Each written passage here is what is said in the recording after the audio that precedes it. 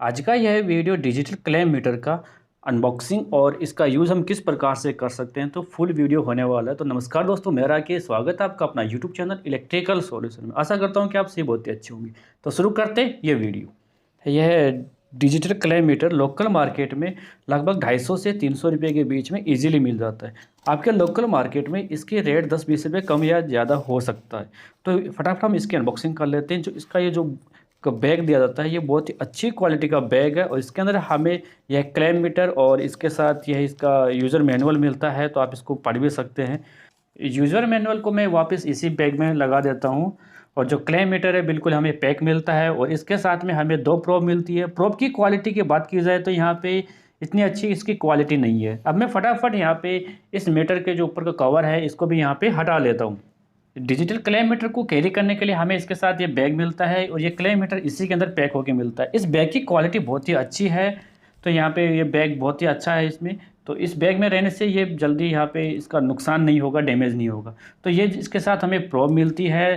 तो प्रोब को हम इसके अंदर जो ये रबड़ का टाइप में ये दिया हुआ है, तो इसके अंदर हम प्रोब को लगा सकते हैं। प्रोब यहाँ पे इसमें रखी जाती है और यहाँ पे इस प्रोब को हम किस प्रकार से लगाते हैं वो भी मैं आपको समझाऊंगा। लेकिन इसकी जो प्रोब की क्वालिटी है वो यहाँ पे बहुत ही हल्की क्वालिटी है।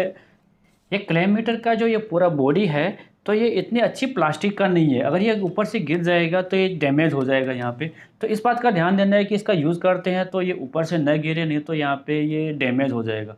और हमें बैटरी चेंज करना है तो इसका पीछे का स्क्रू खोल के हम इसका बैटरी चेंज कर सकते हैं। इसके साथ जो ये सिलेक्टर स्विच है ऊपर, ये इसमें रेड पॉइंट है, ये 360 डिग्री रोटेट होता है। इसमें हम इसको पूरी साइड से ऑन ऑफ कर सकते हैं। और यहाँ पे आप इसका मॉडल नंबर भी देख सकते हैं और इसका स्क्रीनशॉट लेके आप सर्च भी कर सकते हैं। तो यहाँ पे अभी इसका सिलेक्टर स्विच है बिल्कुल ऑफ की अवस्था में है और जैसे ही हम यहाँ पे इसको लेकर जाते हैं तो ये एम्पियर सेक्शन है, यहाँ पे 1000 एम्पियर तक हम एसी का चेक कर सकते हैं। यानी एसी वोल्टेज का जो एम्पियर है, लोड है, उसका एम्पियर हम यहाँ पे चेक कर सकते हैं। तो यहाँ पे फेस वायर को हम इस प्रकार से इस क्लेम मीटर में फंसा के उसका एम्पियर चेक किया जाता है। और इसके नीचे यहाँ पे वोल्टेज है वो भी एसी सप्लाई का। तो यहाँ पे हम एसी सप्लाई का वोल्टेज चेक कर सकते हैं 750 वोल्टेज का। उसके नीचे यहाँ पे डीसी वोल्टेज चेक करने के लिए है, हम यहाँ पे डीसी वोल्टेज चेक कर सकते हैं। उसके नीचे यहाँ पे ये कंटिन्यूटी मोड है जी, यहाँ पे इसको हम चेक करने के लिए दिया गया है, तो इसको हम यहाँ पे चेक कर सकते हैं। तो जैसे मैं यहाँ पे रेड प्रोब लगाया, इसी प्रकार से हम यहाँ पे जो कॉमन वाला है इसमें हम ब्लैक प्रोब लगाते हैं और दोनों प्रोब को हम यहाँ पे आपस में शॉर्ट करते हैं तो यह रीडिंग यहाँ पे दिखाता है और यहाँ पे बीप की आवाज़ भी आती है। और कंटिन्यूटी मोड से यहाँ पे जो नीचे है वो रेजिस्टेंस की वैल्यू हम चेक करते हैं, उसके लिए दिया गया है। और उसके नीचे यहाँ पे मेगा ओम का जो रेजिस्टेंस है उसको हम चेक कर सकते हैं। तो ये आपने यहाँ पे देखा कि जो पॉइंटर इसका जो ये यहाँ पे आया है, जस्ट इसके विपरीत दिशा में भी इसकी वैल्यू दी गई है। तो यहाँ पे ये दोनों एक ही वैल्यू है। तो यहाँ पे आप देखें कि ऑफ नीचे भी है और ऑफ ऊपर भी है। तो यह दो एक इसका जो वैल्यू जो ये लिखा हुआ है हाफ साइड का, तो ये दोनों साइड में लिखा हुआ है यहाँ पे। तो ये क्लियर हुआ आपको कि जैसे ही इसके अपोजिट साइड में यहाँ पे वैल्यू है तो ये उसी वैल्यू में यहाँ पे चेक कर सकते हैं हम। अभी हम यहाँ पे इस क्लेम मीटर से वोल्टेज चेक करेंगे। तो सबसे पहले हम यहाँ पे डीसी वोल्टेज चेक करेंगे। तो ये जो सेलेक्टर स्विच है इसको डीसी के रेंज में कर लेना है। मेरे पास यहाँ पे लिथियम बैटरी है तो इसका हम वोल्टेज यहाँ पे चेक कर लेंगे। तो नेगेटिव में नेगेटिव और पॉजिटिव में पॉजिटिव प्रोब को लगा देना है और यहाँ पे वोल्टेज चेक करेंगे इसके। तो यहाँ पे आप देख पा रहे हैं कि 3 वोल्टेज दिखा रहा है, तो इसका मतलब यहाँ पे ये डीसी वोल्टेज है। तो हम यहाँ पे डीसी वोल्टेज को आसानी से चेक कर सकते हैं। और यहाँ से अब हम आपको इससे दूसरी बैटरी भी चेक करके दिखा रहे हैं, तो उसका भी वोल्टेज 3 वोल्टेज आ रहा है। अब मैं यहाँ पे इस क्लेम मीटर से हम घर का लोड कैसे चेक करते हैं, यानी एम्पियर में हम इसको किस प्रकार से चेक करते हैं, वो भी मैं यहाँ पे आपको समझाने की कोशिश करूँगा। तो चलते हैं हम अपने मीटर की तरफ। एम्पियर चेक करने के लिए सबसे पहले सिलेक्टर स्विच को एम्पियर मोड में करना है। तो यहाँ पे आप पॉइंटर को देखेंगे नीचे की तरफ और ऊपर की तरफ, ये तो एम्पियर में है। अब मैं यहाँ पे इसको फेस वायर के अंदर लगा दिया हूँ, तो ये एम्पियर आ रहा है 1.1 एम्पियर। तो यानी यहाँ पे घर का जो लोड है अभी 1.1 एम्पियर है। तो हम इससे आसानी से एम्पियर चेक कर सकते हैं।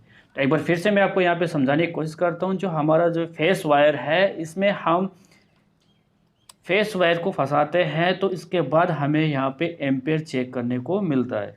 तो सिलेक्टर स्विच एम्पियर मोड में होगा तभी हम यहाँ पे एम्पियर चेक कर पाएंगे। और जैसे मैं इसको यहाँ से हटाता हूँ तो एम्पेयर हमारा यहाँ पे चेक हम नहीं कर पाते। अब मैं न्यूट्रल में आपको लगा के दिखा रहा हूँ तो इसमें आपको दिखा रहा है 1.1 एम्पियर। एक बात का ध्यान रखना, जब भी हमें एम्पेयर चेक करना है तो फेस वायर में ही हम इसका एम्पेयर चेक करते हैं। अभी हम यहाँ पे इससे जो एसी वोल्टेज है वो हम कैसे चेक करते हैं, तो यहाँ पे जो क्लैम्प मीटर है इसका जो सेलेक्टर स्विच है इसको एसी में लेके आना है, उसके बाद हम एसी सप्लाई चेक करेंगे। तो यहाँ पे आप देखेंगे जैसे ये सॉकेट है इसमें दोनों प्रोब को मैं लगा दिया हूँ और यहाँ पे और स्विच ऑन कर देता हूँ और यहाँ पे आप इसका वोल्टेज देखेंगे कि 225 वोल्टेज एसी सप्लाई का आ रहा है। तो यहाँ पे इस बात का ध्यान देना है कि एसी वोल्टेज चेक करते हैं तो क्लैम्प मीटर का जो पॉइंटर है, जो सिलेक्टर स्विच है मतलब, उसको डीसी में रख के चेक नहीं करना है, नहीं तो यहाँ पे जो क्लैम्प मीटर है वो जल्दी ख़राब हो जाएगा। अभी मैं आपको यहाँ पे समझाने की कोशिश करूँगा क्लैम्प मीटर का बैटरी हम किस प्रकार से चेंज कर सकते हैं। तो इसके पीछे का जो ये स्क्रू आपको दिखाई दे रहा है, इस स्क्रू को हम स्टार वाले स्क्रू ड्राइवर की मदद से खोल सकते हैं। हो सकता है कि आपके पास जो क्लैम्प मीटर हो उसका माइनस वाले से खुलता हो स्क्रू। तो हम यहाँ पे इसको खोल लेते हैं और इसके पीछे का जो कवर है इसको पीछे की तरफ खींचते हैं तो आसानी से खुल जाता है। इस बैटरी को यहाँ पे बाहर निकाल लेना है और इसके जो पॉजिटिव और नेगेटिव टर्मिनल के ऊपर इसके जो वायर यहाँ पे लगे हुए हैं, जो कनेक्टर लगा हुआ है, इसको हम यहाँ पे रिमूव कर लेंगे।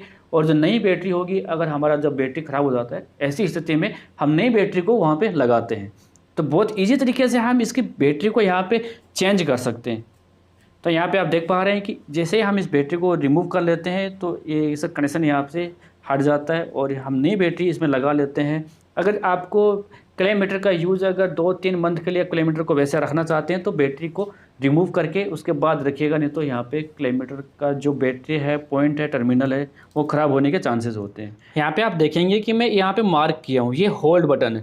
यहाँ पे हम एम्पियर या वोल्टेज चेक कर रहे हैं तो उस वैल्यू को अगर होल्ड करना हो तो इस बटन को हम प्रेस करेंगे तो वैल्यू होल्ड हो जाएगी और दोबारा से हम इस बटन को प्रेस करेंगे तो वो वैल्यू वहाँ से हट जाएगी। 250 से 300 रुपये की रेंज में अगर हम इसे परचेज करते हैं तो बहुत ही बेस्ट क्वालिटी का यह क्लैम्प मीटर है। मैं इसका ऑनलाइन परचेजिंग लिंक डिस्क्रिप्शन में देने की पूरी कोशिश करूँगा। वैसे मैं आपको यहाँ पे सजेस्ट करूँगा कि आप इसे अपने लोकल मार्केट से परचेज करें।